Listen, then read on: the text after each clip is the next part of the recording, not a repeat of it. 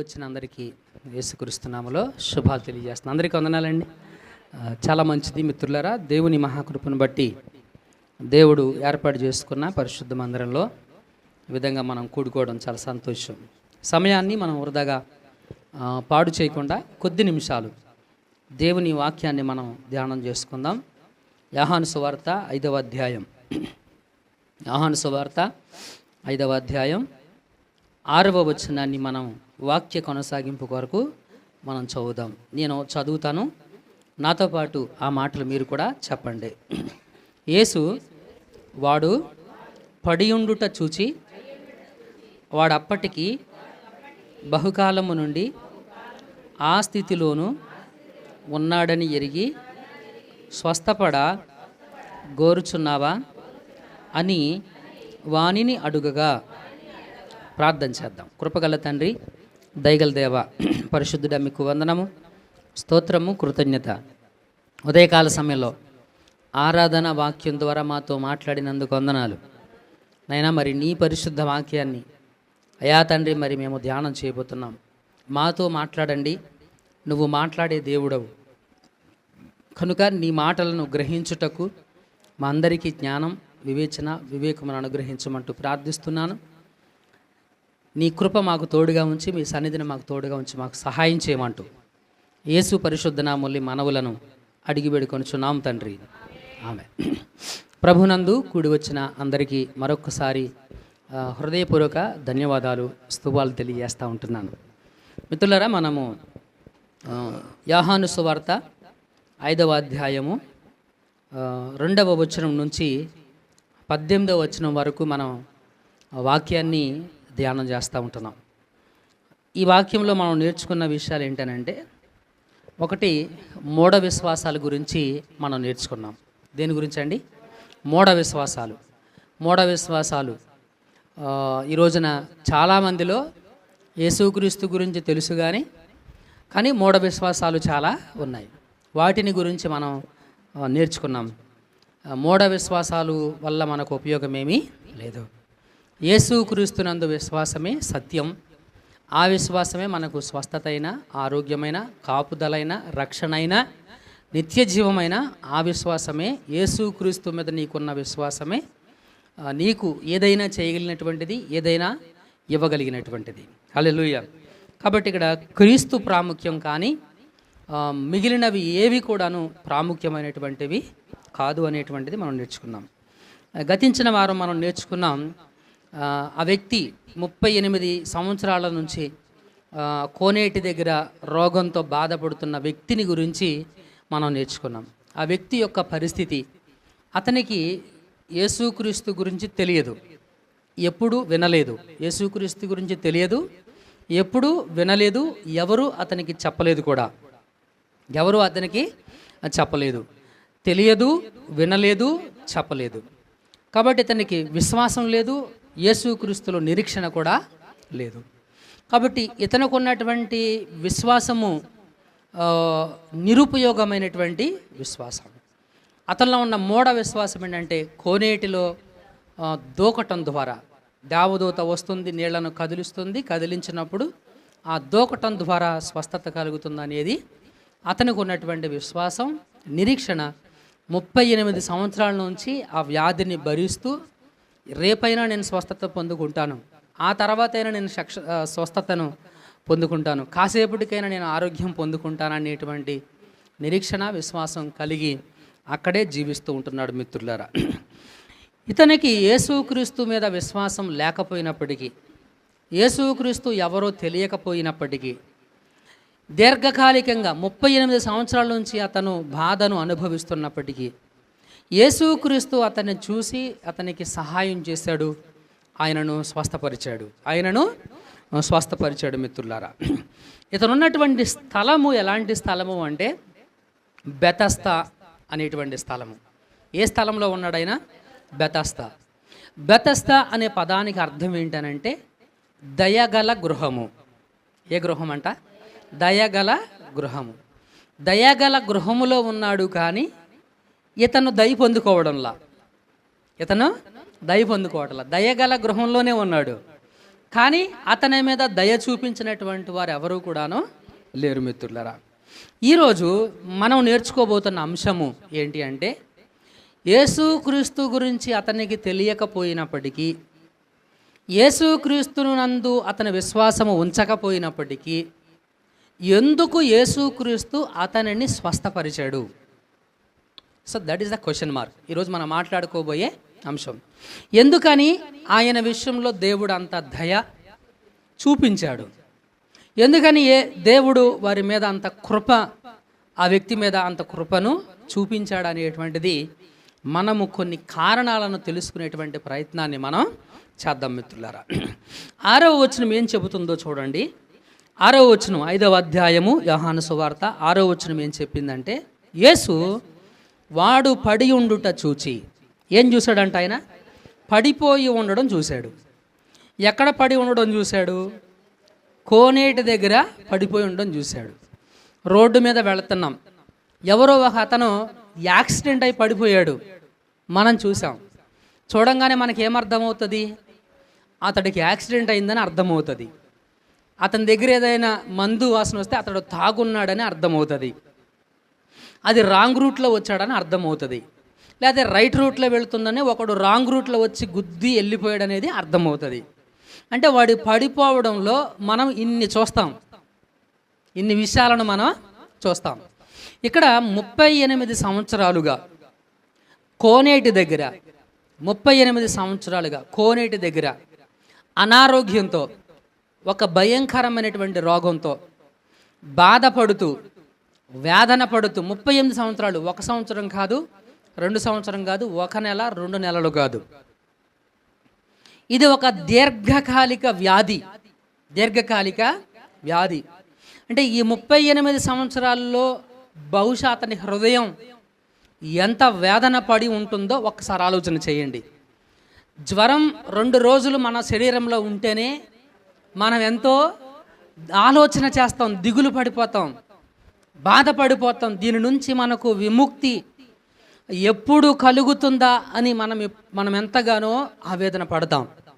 అటువంటిది ఇతను దాదాపు 38 సంవత్సరాలు ఒక వ్యాధిగ్రస్తుడుగా అక్కడ పడిపోయినటువంటి వాడిగా కనపడ్డాడు. యేసుక్రీస్తు అతన్ని చూశాడు. ఎలా ఉండడం చూశాడు? పడిపోయి ఉండడం చూశాడు. ఎలా ఉండడం చూశాడండి? పడిపోయి ఉండడం చూశాడు.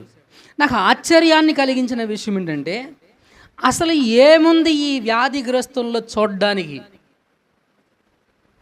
ఈ వ్యాధి కలిగినటువంటి రోగిలో యేసుక్రీస్తు చూపుని, యేసుక్రీస్తు దృష్టిని ఆకర్షించాడు అతను. అంతే కదా? ఏదైనా ఆకర్షణీయంగా ఉంటేనే మనం చూడగలుగుతాం. ఆకర్షణీయంగా లేకపోతే మనం చూస్తామా? చూడలేం. అసహ్యం కలిగిద్ది మనకు, అవునా కదా? కానీ ఈ వ్యాధిగ్రస్తుడు 38 సంవత్సరాల నుంచి వ్యాధితో బాధపడుతున్నటువంటి రోగిని యేసుక్రీస్తుని ఆకర్షించిన అంశం ఏంటి? అసలు ఎందుకు చూశాడు ఆయన వంక? ఆయన ఏదో యెరూషలేము పోతా ఉన్నాడు, దారిలో చూసి ఆగాడు. ఏ స్థితిలో ఉన్నప్పుడు చూశాడు? ఎలా ఉన్నప్పుడు చూశాడు అని అంటే, పడిపోయిన స్థితిలో ఉన్నప్పుడు చూశాడు. అంతగా యేసుక్రీస్తు దృష్టిని ఆకర్షించినటువంటి అంశం ఈ రోగిలో ఏముంది, ఈ వ్యాధిగ్రస్తుల్లో ఏముంది మిత్రులారా? సహజంగా మీరు కానీ నేను కానీ అదే కోనేటి దగ్గర దారి గుండా వెళ్తా ఉన్నాం, అతను అక్కడ కనబడుతున్నాడు. మనం వెళ్ళిన ప్రతిరోజు వెళ్తా ఉన్నాం, వస్తూ ఉన్నాం పనికి, అతను అక్కడే ఉంటున్నాడు. మనకేం కనపడద్దు? అతనిలో పడిపోయి ఉండడం కనపడుతుంది. ఇంకేం కనపడుతుంది? నడవలేడు. ఇంకేం కనపడుతుంది? హీన స్థితిలో ఉండడం కనపడుతుంది, దేన స్థితిలో ఉండడం కనపడుతుంది, లేకపోతే అనారోగ్యంతో ఉండడం మనకు కనపడుతుంది. కానీ ఆయన దేవుడు కనుక నీకు కానీ, నాకు కానీ, నువ్వు కానీ, నేను కానీ చూడలేని ఒక ప్రధానమైన, ఒక ప్రాముఖ్యమైనటువంటి విషయాన్ని ఆ వ్యాధిగ్రస్తంలో దేవుడు చూశాడు. మనుషులు ఎవ్వరికీ కూడాను తెలియదు అతను ఎందుకు అంత బాధపడుతున్నాడో, అతనిలో ఉన్నది ఏమిటో, దేనివల్ల అతను అంత క్షీణించిపోతూ ఉన్నాడనేటువంటి విషయం మనుషుల్లో ఎవరికి కూడాను తెలియదు. మానవులమైనటువంటి మనం ఎవ్వరము కూడాను అతని స్థితిని, అతనికి ఉన్న పరిస్థితిని, అతడు పడిపోయిన విధానమును మనము గ్రహించలేము. మనమెవ్వరము గ్రహించలేనటువంటి ఒక సంగతిని యేసుక్రీస్తు ఆ వ్యాధిగ్రస్తుల్లో గ్రహించాడు. ఏంటది? చదువుదాం ఒక వచనాన్ని. అదే అధ్యాయంలో 14వ వచనం ఏం చెప్పిందో చదవండి. అటు తరువాత యేసు దేవాలయములో వానిని చూసి, ఎవరిని చూశాడు? పడిపోయిన వాడిని చూశాడు. ఎక్కడ చూశాడు? దేవాలయంలో చూశాడు. ఎక్కడ చూశాడు? దేవాలయంలో చూశాడు. అటు తరువాత వాడు స్వస్థత పొందుకున్నాడు, అన్నీ అయిపోయినాయి, వాడు బాగుపడ్డాడు. బాగుపడిన తర్వాత దేవాలయానికి వెళ్ళాడు. వెళ్ళినప్పుడు దేవాలయములో యేసుక్రీస్తు వానిని చూసి, వానిని అంటే ఎవరిని? ఆ రోగిని. ఏ రోగిని? 38 సంవత్సరాలు రోగముతో కోనేటి దగ్గర పడిపోయినటువంటి వ్యాధిగ్రస్తుడు రోగిని యేసుక్రీస్తు దేవాలయంలో చూసి వాడితో ఇలా అంటున్నాడు, ఇదిగో స్వస్థత నొందితివి. ఏం పొందుకున్నాడంట? స్వస్థత నొందితివి, మరి ఎక్కువ కీడు నీకు కలుగకుండునట్లు. ఏమిటంట అది? మరి ఎక్కువ కీడు నీకు కలుగకుండునట్లు పాపము చేయకుమని చెప్పగా. ఏం చెప్పాడంట ఆయన? 2 విషయాలు చెప్పాడు. నీకు మరి ఎక్కువ కీడు కలుగకుండా ఉండునట్లు. మరి ఎక్కువ అంటే అంతకుముందు కీడు ఎలా ఉంది? అతనికి తక్కువగా ఉంది. అంటే కోనేటి దగ్గర 38 సంవత్సరాలు అనుభవించింది ఏంటది? కీడు. ఏంటది? కోనేటి దగ్గర 38 సంవత్సరాలు అతడు అనుభవించింది ఏంటది? కీడు. అందుకని యేసుక్రీస్తు చెప్పాడు, నువ్వు స్వస్థతను పొందుకున్నావు, నీకు మరి ఎక్కువ కీడు అంటే ఏంటి? ఇప్పటి వరకు నువ్వు అనుభవించిన కీడు కంటే, ఇప్పటి వరకు నువ్వు అనుభవించిన కీడు కంటే ఇంకా ఎక్కువ కీడు నీకు సంభవింపకుండా ఉండాలి. అంటే దాదాపు 38 సంవత్సరాలు ఇతడు అనుభవించింది ఏంటంటే అది కీడు. ఈ విషయం మనుషుల్లో ఎవరైనా గ్రహించగలరా? ఈ సంగతి మనుషుల్లో ఎవరైనా తెలుసుకోగలరా? అతడు ఎక్కడ పడిపోయాడు? కీడులో పడిపోయాడు. ఎక్కడ పడిపోయాడండి? కీడులో పడిపోయాడు. అతడు పడింది నేల మీద కాదు. మనకు కనపడేది నేల మీద పడడం. కానీ యేసుక్రీస్తుకు తెలిసిన విషయం ఏంటి అనంటే, అతడు కీడును అనుభవిస్తున్నాడు. ఎన్ని సంవత్సరాలు? దీర్ఘకాలికంగా, అంటే 38 సంవత్సరాలు బహుశ్రమ కీడుని అనుభవిస్తూ ఉన్నాడు. ఇది యేసుక్రీస్తు చూశాడు. అది చూసి, పడిపోయి ఉండడం చూసి, అతను కీడులో పడిపోయి ఉండడం చూసి యేసుక్రీస్తు చెప్పినటువంటి మాట, అయ్యా నువ్వు స్వస్థత పొందుకున్నావు, యు ఆర్ హీల్డ్. ఇక్కడ ఉన్నటువంటి మనందరితో కూడా ప్రభు చెబుతున్న మాట అదే. మనము స్వస్థతను పొందుకున్నాం. ఏమనుకున్నాం? స్వస్థతను పొందుకున్నాం. అంతకుముందు కీడు అనుభవించాం. ఏమనుభవించాం? కీడును అనుభవించాం. ఏ పని చేసినా ఆ పనిలో వెనుక తిరిగి రావటమే. అదేంటది? కీడే. ప్రసంగి గ్రంథాన్ని చదువుతా ఉన్నప్పుడు ఒకడు పని చేసి డబ్బు సంపాదించుకొని ఆ డబ్బుని అనుభవించకపోవడం కీడు అని చెప్పాడు. ఏంటంటే అది మనం సంపాదించుకున్న దాన్ని మనమే తినలేకపోవడం ఏంటది? కీడు. పరిశుద్ధ వాక్యంలో ప్రసంగి గ్రంథకర్త చెప్పినటువంటి మాట. కాబట్టి మిత్రులారా, ఇక్కడ ఉన్నటువంటి మనమందరము కూడా జ్ఞాపకము చేసుకోవాల్సినటువంటి విషయం, ఇక్కడ మనము స్వస్థత పొందుకున్నాం, కాబట్టి మనము కీడును అనుభవించాం. దేన్ని అనుభవించామండి? కీడును అనుభవించాం. ఇతను కీడును అనుభవించాడు కనుక ఇంకా మరి ఎక్కువ కీడు కలుగకుండా ఉండాలంటే ఏం చేయమన్నాడు? పాపము చెయ్యొద్దు అని చెప్పాడు. ఏం చేయొద్దు అని చెప్పాడండి? పాపం చేయొద్దు. అంటే ఇతడు ఏ స్థితిలో పడిపోయాడు, దేనిలో పడిపోయాడు అంటే మిత్రులరా, పరిశుద్ధ వాక్యంలో మనకి గమనిస్తూ ఉన్నట్లయితే ఇతడు కీడులో పడిపోయిన వాడు, ఇతడు పాపములో పడిపోయిన వాడు. అందుకే యేసుక్రీస్తు చెప్పాడు, అయ్యా నువ్వు స్వస్థతను పొందుకున్నావు, నువ్వు కీడులో అనుభవించావు, నువ్వు పాపములో పడిపోయావు. ఎక్కడ పడిపోయాడంట? పాపంలో పడిపోయావు. కాబట్టి ఇక పాపం చెయ్యొద్దు. నువ్వు మరలా పాపం చేస్తే ఏం జరుగుతుందంట? ఎంతకు ముందు నువ్వు అనుభవించిన కీడు కంటే మరీ ఎక్కువైన కీడును నువ్వు అనుభవిస్తావు. ఇప్పుడు యేసుక్రీస్తు చూశాడు. యేసుక్రీస్తు ఏం చేయడండి? చూశాడు. ఏమి చూశాడు? అతనిలో ఏమి చూశాడు? పడిపోయి ఉండడం చూశాడు. దేంట్లో పడిపోయి ఉండడం చూశాడు? కీడులో పడిపోవడం చూశాడు, పాపములో పడిపోయి ఉండడం చూశాడు. మిత్రులారా, పరిశుద్ధ వాక్యం యాకోబు రాసిన పత్రిక చెప్పింది. యాకోబు రాసినటువంటి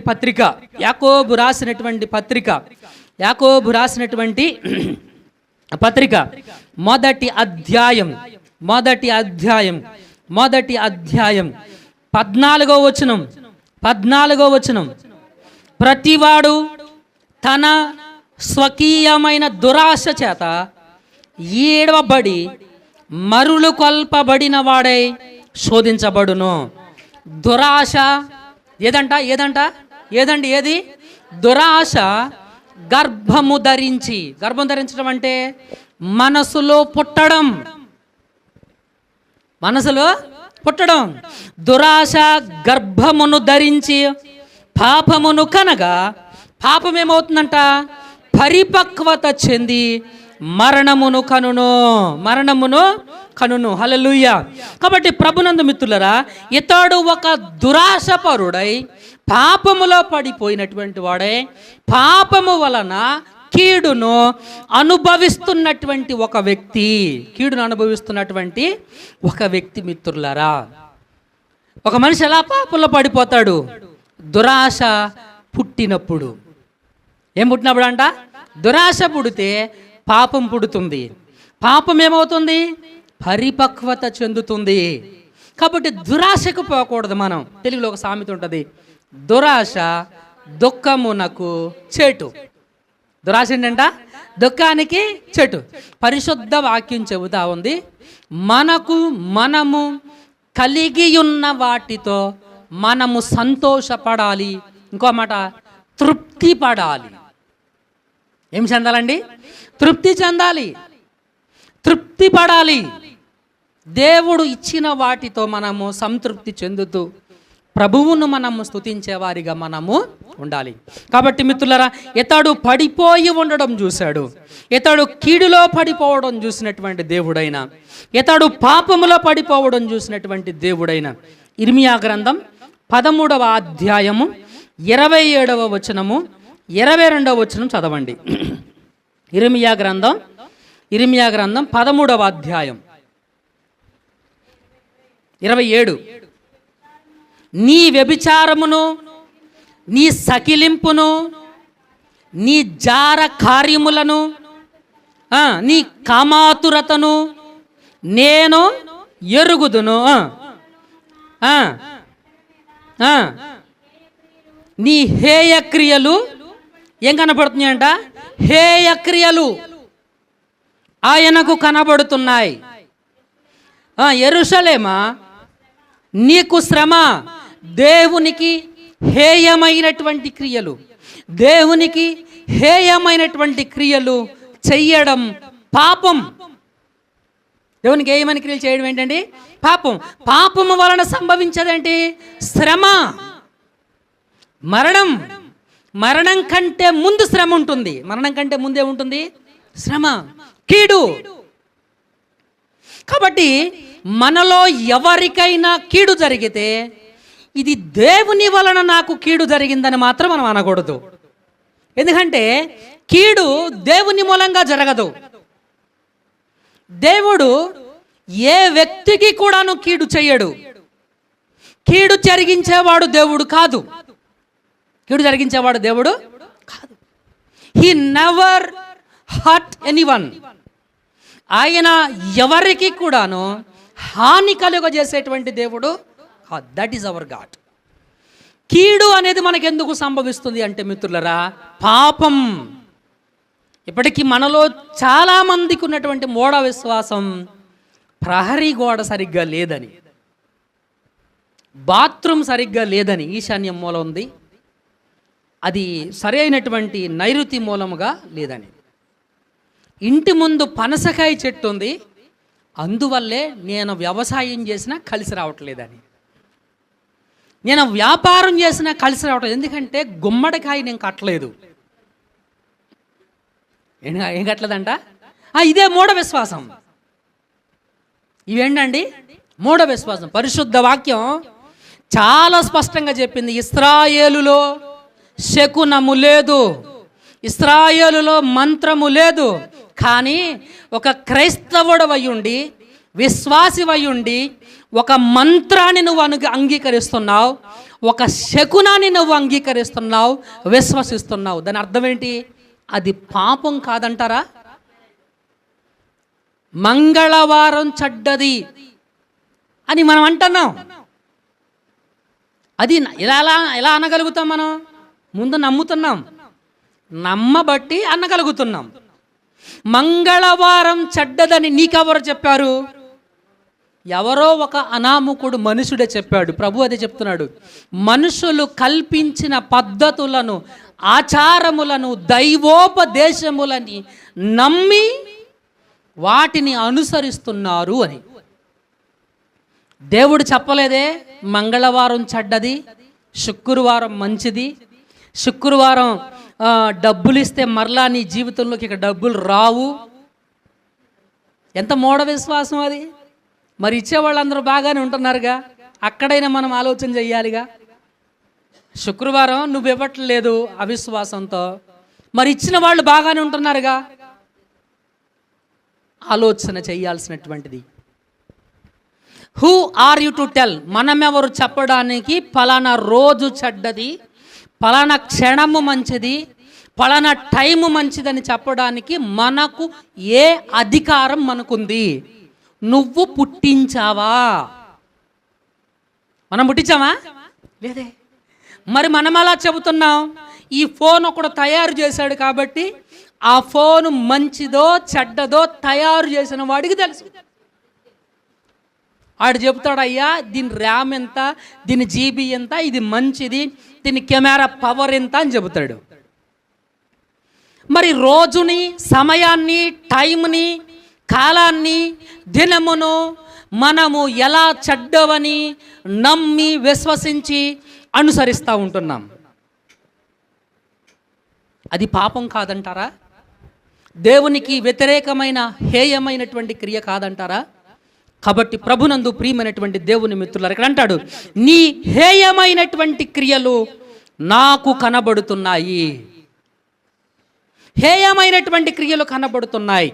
God is watching at you. నిన్ను ప్రతి క్షణము వెంబడిస్తూ నిన్ను కనిపెడుతున్నటువంటి దేవుడైన, నిన్ను కనిపెడుతున్నటువంటి దేవుడైన. కోనేటి దగ్గర 38 సంవత్సరాలు కీడును అనుభవిస్తున్న వ్యక్తి, పాపములో పడిపోయినటువంటి వ్యక్తి, కీడులో పడిపోయిన వ్యక్తిని చూశాడు. వాడు అనుభవిస్తుంది కీడు, వ్యాధి కాదు. అర్థమైందా మీకు? అనుభవిస్తుంది ఏంటండి? కీడు. హృదయము ఎంత నలిగి ఉంటుందో ఒక్కసారి ఆలోచన చేయండి.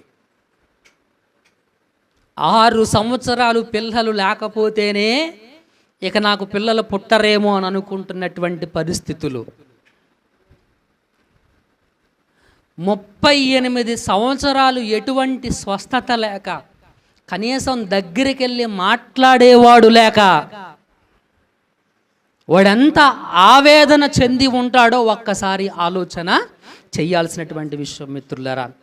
పరిశుద్ధ లేఖనం ఏం చెప్పిందంటే మిత్రులారా, యేసుక్రీస్తు ఎందుకు ఇతన్ని స్వస్థపరిచాడు అని అంటే, అతడు కీడులో ఉన్నాడు, అతడు పాపములో పడిపోయాడు. యేసుక్రీస్తు వచ్చిందే అటువంటి పాపుల కోసం. యేసుక్రీస్తు వచ్చింది ఎందుకండి? అటువంటి పాపుల కోసం. తిమోతితో చెబుతాడు అపోస్తలుడైనటువంటి పౌలు, తిమోతి, పాపులను రక్షించుటకు క్రీస్తు యేసు లోకమునకు వచ్చినను మాట నమ్మదగినటువంటిది, అది పూర్ణ అంగీకారమునకు యోగ్యమైనటువంటి మాట, అర్హత కలిగినటువంటి మాట. అసలు యేసుక్రీస్తు వచ్చింది ఎవరి కోసం? అలాంటి పాపములో ఉన్నటువంటి పడిపోయిన వాడి కోసం, కీడును అనుభవిస్తున్నటువంటి వాడి కోసం. ప్రభు చెప్తాడు, నశించిన దానిని, దేన్నంట? ఏదైతే నశించిపోతుందో ఆ నశించిపోతున్న దానిని నేను వెదకి రక్షించుటకు వచ్చాను అన్నాడు. ఈయన పని ఏంటి? యేసుక్రీస్తు ఈయన ఎక్కడికి వెళ్ళాలి? యెరూషలేము వెళ్ళాలి. ఎక్కడికి పోవాలి? యెరూషలేము వెళ్ళాలి. ఈయన ఎందుకు ఆగాడు అక్కడ? నశించిపోతున్న ఒకడు అతనికి కనపడ్డాడు. హల్లెలూయా, మహిమ దేవునికి కలుగునుగాక.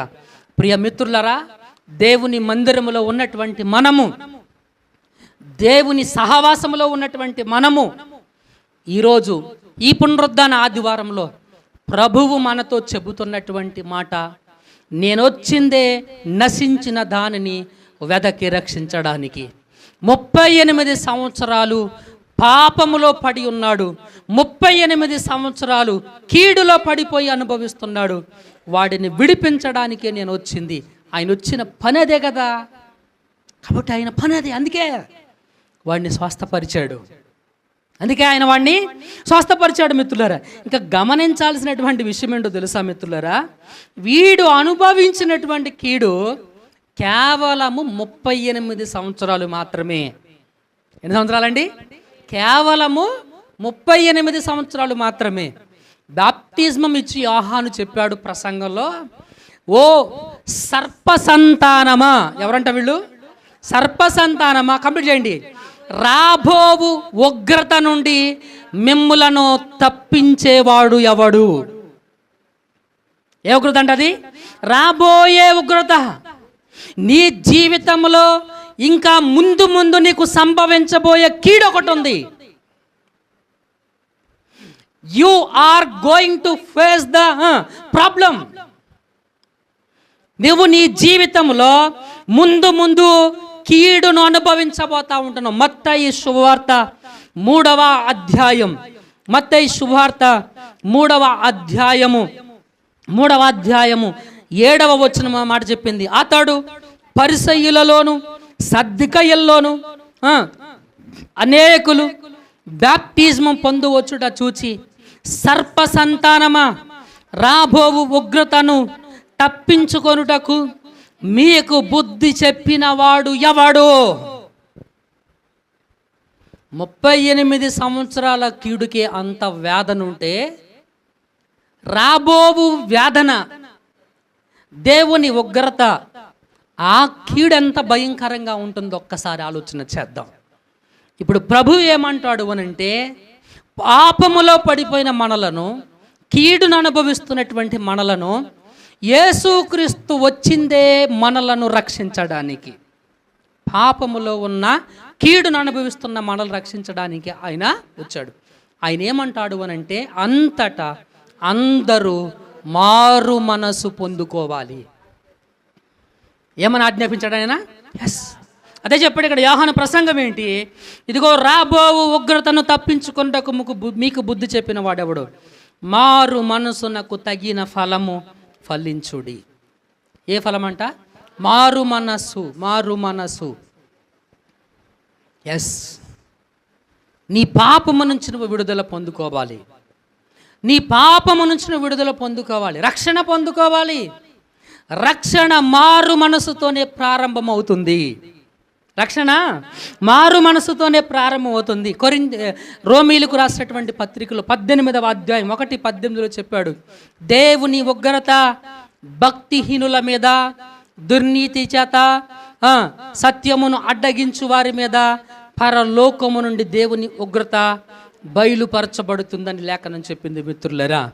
కాబట్టి వారు నిరత్తరులై ఉన్నారు అని చెప్పాడు. దేవుని గురించి మనకు తెలియాల్సినటువంటి సంగతులు ఏమైతే ఉన్నాయో అవన్నీ మనకు తెలియపరచబడ్డాయి. నిరత్తరులు అంటే ఏంటో తెలుసా మిత్రులరా? నిరత్తరులు అంటే జవాబు చెప్పలేని వారుగా. అంటే దాని అర్థం ఏంటో తెలుసా? నాకు నీ గురించి తెలియదు ప్రభువా, నన్ను క్షమించు అని సాకులు చెప్పడానికి అవకాశం లేదు. అర్థమవుతుందండి? దేవుని ముందు మనం నిలబడతాం. నిలబడినప్పుడు నాకు ఇవన్నీ తెలియదు ప్రభువా, నాకెవరు చెప్పలేదు, కాబట్టి నాకు తెలియదు అని మనం సాకులు చెప్పడానికి అవకాశము లేదు. సాకులు చెప్పడానికి అవకాశం లేదు. తెలుసుకోలేదు, అది నీ తప్పే. తెలుసుకోవట్లేదండి దాని అర్థం ఏంటి? నాకు అవసరం లేదనుకుంటున్నాం. తెలుసుకోవాలని నాకు లేదని దాని ఉద్దేశం ఏంటి? నాకు అవసరం లేదు. కాబట్టి ఇక్కడ పరిశుద్ధ వాక్యం చెబుతా ఉంది, దేవుణ్ణి గురించి మనము తెలుసుకోవాలి. ఆ రెస్పాన్సిబిలిటీ, ఆ బాధ్యత ఎక్కడున్న మన అందరి మీద కూడాను ఉంది. నాకు అవసరం లేదులే అని అనుకుంటే దేవుని ఎదుట నువ్వు నిలబడినప్పుడు నువ్వు ఏ కారణం చూపించినా సరే అది నిష్ప్రయోజనమే. ఏ కారణం చూపించినా అది నిష్ప్రయోజనమే. కనుక మిత్రులారా, ఇక్కడ పరిశుద్ధ వాక్యం యోహాను సువార్త 5వ అధ్యాయంలో ఇతనికి యేసుక్రీస్తు మీద విశ్వాసం లేదు, యేసుక్రీస్తు గురించి ఇతనికి తెలియదు, ఇతను వినలేదు, ఎవరు అతనికి చెప్పింది లేదు, అతనికి చెప్పింది లేదు. అయినను యేసుక్రీస్తు ఇతన్ని స్వస్థపరిచాడు. ఎందుకు అనంటే మిత్రులరా, యేసుక్రీస్తు అతన్ని చూశాడు. ఏం చూశాడు? అంతగా ఆకర్షించడానికి అతనిలో ఏముంది? నీకైతే నాకైతే బక్క చిక్కిపోయిన శరీరం కనబడుతుంది, ఊడిపోయిన బట్టనెత్తి తల వెంట్రుకలు ఊడిపోయి ఉండడం మనకు కనబడుతుంది, కుంటి కాలు కుంటి చెయ్యి కనపడుతుంది. నీకు నాకు కనబడని ఒక అదృశ్యమైనటువంటి రహస్యమైనటువంటి అతన్ని పాపం యేసుక్రీస్తుకి కనబడింది. అతడు అనుభవిస్తున్న కీడు యేసుక్రీస్తు కనబడింది. రైట్. ఈరోజు నన్ను దేవుడు చూస్తున్నాడు. నీలో కనబడుతున్న పాపాలు ఆయన చూస్తున్నాడు, నువ్వు అనుభవిస్తున్న కీడును ఆయన చూస్తున్నాడు. అందుకే ఆయన అంటున్నాడు, మారు మనసు పొందమని. యేసుక్రీస్తునందు విశ్వాసం ఉంచి రక్షణ, మారు మనసు పొందమని దేవుడు సెలవిస్తూ ఉంటున్నాడు మిత్రులారా. మరొక విషయం మనకు అక్కడ కనబడుతూ ఉంది మిత్రులారా. యేసు అతన్ని చూచి వాడు అప్పటికి అంటే యేసుక్రీస్తు వచ్చినప్పటికీ బహుకాలము నుండి ఆ స్థితిలో ఉన్నాడని ఎరిగి. ఏ స్థితిలో ఉన్నాడని? ఆ రోగి ఏ స్థితిలో ఉన్నాడో యేసుక్రీస్తు తెలుసుకున్నాడు. ఏ స్థితిలో ఉన్నాడు యేసుక్రీస్తు తెలుసుకున్నాడు. ఇతడు ఏ స్థితిలో ఉన్నాడు అతన్ని అడిగాడు యేసుక్రీస్తు. ఏమడిగాడు అని అంటే, అయ్యా స్వస్థపడగోరుచున్నావా అని. ఏమడిగాడు? స్వస్థపడగోరుచున్నావా. వీడి సమాధానం ఏంటి? నేను స్వస్థత పొందుకోవాలనుకుంటున్నాను అని చెప్పలా సమాధానం. స్వస్థత పొందుకోవాలనుకుంటున్నానని చెప్పలా. వీడేం చెబుతున్నాడు? సాకు చెబుతున్నాడు. ఏంటంటే, అయ్యా నన్ను కోనేటిలోకి దింపుటకు, అదేనా చదవండి 7వ వచనం. అయ్యా నీళ్లు కదిలింపబడినప్పుడు కోనేటిలోకి దించుటకు నాకు ఎవ్వడూ లేడు. I don't have anyone. నాకెవరూ లేరు. ఇప్పుడు వీడు ఏ స్థితిలో ఉన్నాడు? ఇతనికి సహాయపడేటువంటి వాడు ఒక్కడు కూడాను లేడు. What about the family? Maybe ఉండొచ్చు, లేకపోవచ్చు, మనకు తెలియదు అది. What about the family? కానీ ఉంటే వాళ్ళు అక్కడికి వెళ్ళారు. ఇప్పుడు నాకు జ్వరం వచ్చింది అనుకోండి, నాకు యాక్సిడెంట్ అయ్యి కాలు ఇరిగింది అనుకోండి, వస్తారుగా నాతో పాటు నా కుటుంబ సభ్యులు, మీరందరూ వస్తారు కదా. మరి ఇతనికేమయ్యింది? ఇతను ఏ స్థితిలో ఉన్నాడో దేవుడు తెలుసుకున్నాడు. ఏ స్థితిలో ఉన్నాడో అతను తెలుసుకున్నాడు. ఇతనికి ఎవరి సహాయ సహకారాలు లేనటువంటి స్థితి. ఏ సహాయ సహకారాలు లేనటువంటి స్థితి, అందరూ విడిచిపెట్టేసినటువంటి స్థితి. దేవుడు విడిచిపెట్టాడా? నా. ఎవరు ఇతనికి సహాయపడే స్థితి కానీ, ఏ ఒక్కడు ఇతని మీద జాలి చూపించేవాడు కానీ, ఒకవేళ జాలి చూపించి ఉంటే 38 సంవత్సరాలు ఎందుకు ఉంటాడు అతను అక్కడ? అయ్యో ఇన్ని సంవత్సరాల నుంచి ఇక్కడ పడి ఉన్నాడు అని చెప్పేసి వాడిని ఎత్తికెళ్ళి ముందు అక్కడ కూర్చోబెట్టేవాళ్ళే. ఆలోచన చేయండి.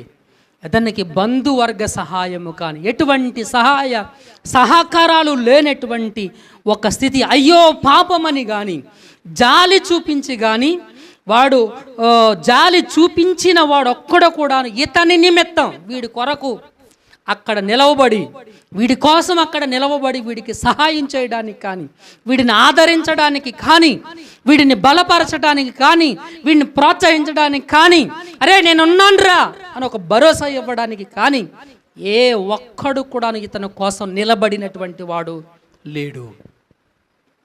God sees him. దేవుడు చూశాడు. ఏం చూశాడు?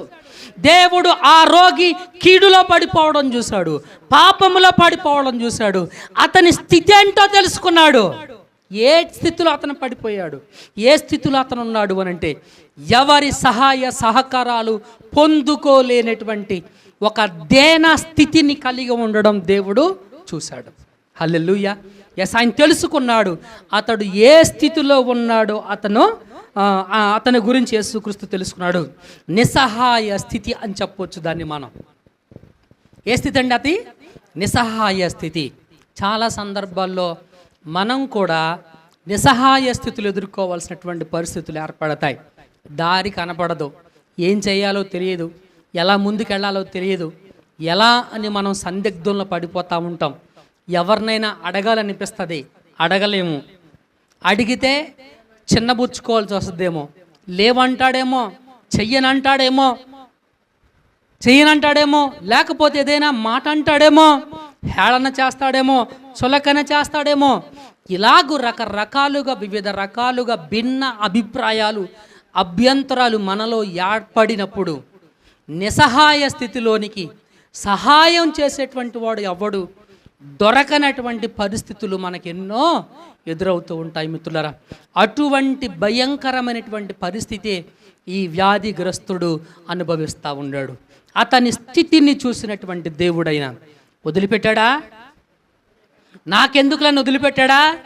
అలాంటి నశించిన వారినే, అలాంటి నిస్సహాయ స్థితిలో ఉన్న వారిని లేవనెత్తుటకు ఆయన వచ్చాడు. ఒకసారి నెహెమ్యా గ్రంథం 9:28, నెహెమ్యా గ్రంథం 9వ అధ్యాయము 28వ వచనం ఏం చెప్పిందో చదవండి. 9:28 వారు నెమ్మది పొందిన తరువాత, ఏం పొందిన తర్వాత? నెమ్మది పొందిన తరువాత నీ ఎదుట మరలా ద్రోహులు కాగా. ఏం చేశారంట? నెమ్మది పొందుకున్నారు. స్వస్థత పొందిందాకేమో దేవుడు, మందిరం, ప్రార్థన, సంఘం అన్నీ. గేద కావాలి, ప్రార్థన చేయండి పాస్టర్ గారు, గేదె కావాలి. సంఘం, ప్రార్థన చేయండి, గేదె కావాలి, కొనుక్కోవాలి. మాకు జీవనోపాధి లేదు, ప్రార్థన చేశాం, దేవుడు ఇచ్చాడు, నెమ్మది పొందుకున్నారు. గేదె మీద శ్రద్ధ ఎక్కువైంది. ఇప్పుడు మీరు గమనించారా ఈ వ్యక్తిని? ఇతడు స్వస్థత పొందిన తర్వాత ఎక్కడున్నాడు అమ్మా? దేవాలయములో యేసుక్రీస్తు కనపడ్డాడు. ఎక్కడ కనపడ్డాడండి? ఎస్. కానీ ఇక్కడ ఇశ్రాయేలుల పరిస్థితి చూడండి. ఇశ్రాయేలుల గురించి మాట్లాడుతున్నాడు. నెమ్మది పొందిన తర్వాత నీ ఎదుట మరలా ద్రోహులు కాగా. దేవుడు ఒక వ్యక్తిని స్వస్థపరిచాడు అనంటే ఆ వ్యక్తి ఎలా ఉంటాడు అనంటే, వాడు మరలా దేవునికి ద్రోహం చేసేవాడిగా ఉండడు. అలా ఉన్నాడు అనంటే దాని ఉద్దేశం ఏంటంటే వాడు కృతజ్ఞత లేనివాడు. వాడు ఎవడండి? కృతజ్ఞత లేనివాడు. 10 మంది వచ్చారు, 10 మంది స్వస్థత పొందుకున్నారు, 9 మంది రిటర్న్ రాలా. వాయ్? ఎందుకని? కృతజ్ఞత లేనటువంటి వాడు ద్రోహి. అలాంటి ద్రోహులను దేవుడు చూస్తూ ఊరుకుంటాడు అనుకుంటున్నారా మిత్రులరా? ఈరోజు మనకు ఉందనే కదా మనం దేవుణ్ణి నిర్లక్ష్య పెడుతున్నాం. ఈరోజు మన దగ్గర నాకు జీవనోపాధి ఉందనే కదా ఈరోజు దైవాన్ని మనం, దేవుని సన్నిధిని మనం అలా నిర్లక్ష్య పెడుతున్నాం. ఆయన వాక్యాన్ని నిర్లక్ష్య పెడుతున్నాం. ఒక్కసారి ఆలోచించి తీసేస్తే, అసలు అవేవి లేకుండా తీసి అవతల పడేస్తే వాట్ అబౌట్ అస్? మనం ఎంతటి వారం? యెషయా అంటారు, మేము అయ్యా జిగటమన్ను. మేమేంటంట? ఏ పార్టీ వారం? మేము జిగటమన్ను. నీవు మా ప్రభుడవు, ఆయనకు అధికారం లేదా తీసేయడానికి. But our God is not like that. కానీ మన దేవుడు అటువంటి వాడు కాదు. ద్రోహం చేసిన వారికి ఏం చేశాడో చూడండి మిత్రులారా. ద్రోహం చేసిన వారికి ఏం చేశాడో చూడండి.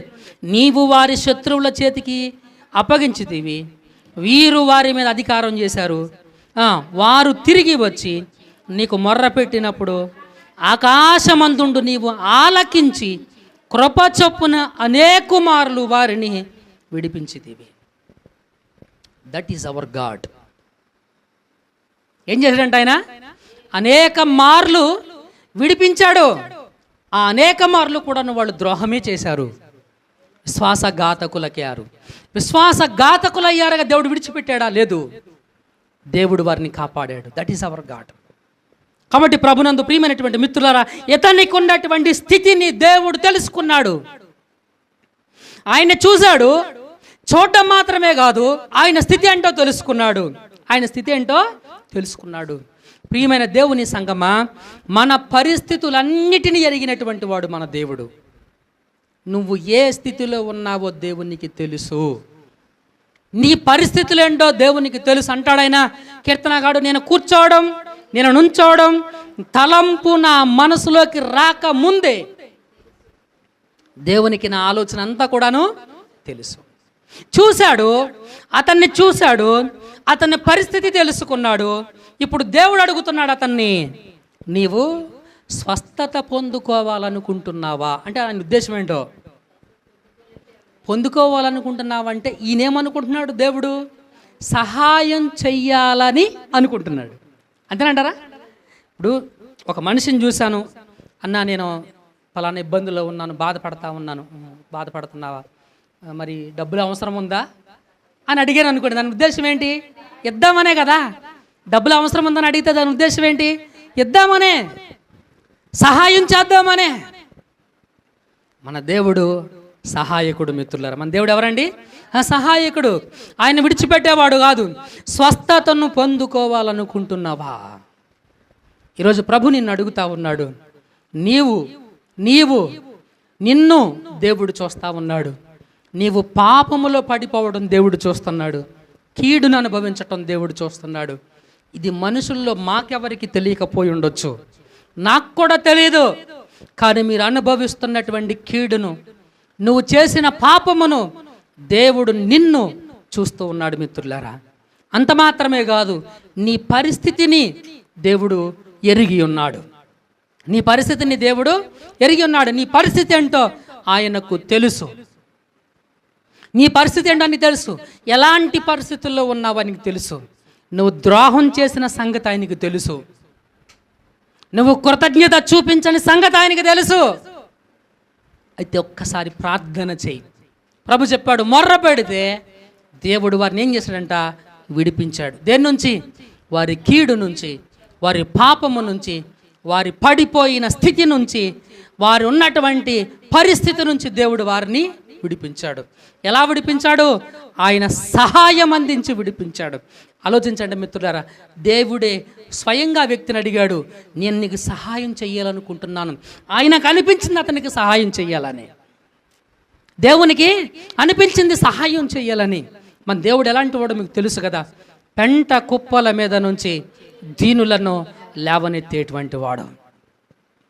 ఈ రోజున నీకున్న దీనస్థితిని చూసి, అయ్యో నేను ఏమీ చెయ్యలేని నిస్సహాయ నిరుత్సాహ స్థితిలో ఉన్నానే, నాకెవరు సపోర్ట్ చేసేవాళ్ళు లేరే, నాకెవరు మాట్లాడేవాళ్ళు లేరే, నాతో ఎవరు లేరే అని నువ్వు కృంగిపోవాల్సినటువంటి అవసరత లేదు.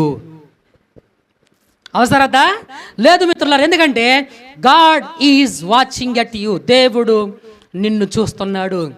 దేవునికి నీ స్థితి తెలుసు కాబట్టి నీ స్థితి తెలిసిన వాడు దేవుడు గనక ఆయనకు ప్రార్థన చేయి, ఆయన సహాయం చేస్తాడు. ఆయన సహాయం చేస్తాడు. మిత్రులారా, ఇప్పుడు యేసుక్రీస్తు ఇతను అడుగుతున్నాడు, అయ్యా నువ్వు స్వస్థత పొందుకోవాలనుకుంటున్నావా అని. న్యాచురల్గా మీరైతే ఏం చెప్తారు? అవునాయనా, మరి నేను ఆరోగ్యం కావాలి కదా, 38 సంవత్సరాల నుంచి ఎంత బాధపడుతున్నాను, స్వస్థత నాకు కావాలి అని చెబుతాం మనమైతే. కానీ వీడు చెప్పింది ఏంటి? నన్ను దింపేవాళ్ళు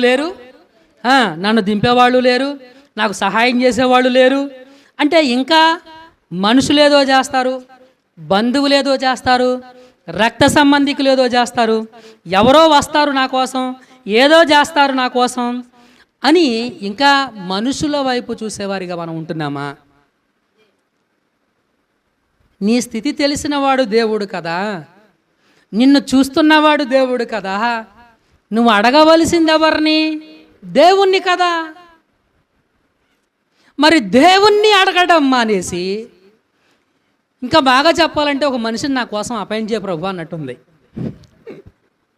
ఎవరికైనా కూలిచ్చి నా దగ్గర కూర్చోబెట్టు, నా కోసం అపాయింట్ చేసి ఒక మనిషిని కూలిచ్చి నా దగ్గర కూర్చోబెట్టు, రేపు ఎల్లుండి దేవదూత వస్తుంది, నీళ్లు కదిలిస్తుంది, అప్పుడు నేను దూకుతాను, నన్ను తీసుకెళ్ళి దాంట్లో పడేస్తారు, స్వస్థత పొందుకున్నట్టుగా ఉంటుంది. వాట్ ఎంత అంధకారమైనటువంటి హృదయం అతనిలో కనబడుతున్న, అతని హృదయము అంధకారమైనటువంటి హృదయం. మిత్రులారా, ఆలోచన చేద్దాం. ఇంకా యేసుక్రీస్తుని గురించి తెలియని వ్యక్తుల వల్లే మనం జీవిస్తూ ఉంటున్నామేమో, ద్రోహులంగా మనం ఉండొద్దు మిత్రులారా. స్వస్థత పొందాం, మరి ఎక్కువ కీడు మనకు జరగకుండా ఉండాలి అని అంటే ఇక మనం పాపం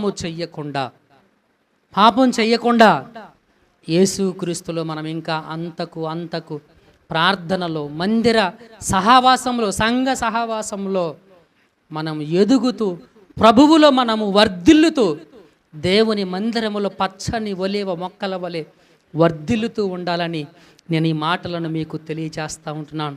ప్రభు చిత్తమైతే మరికొన్ని ప్రధానమైనటువంటి అంశాలు ఉన్నాయి, వచ్చేవారం మరలా మనం జ్ఞాపకము చేసుకుందాం. మిత్రులారా, కళ్ళు మూసుకోండి, ప్రార్థన చేద్దాం.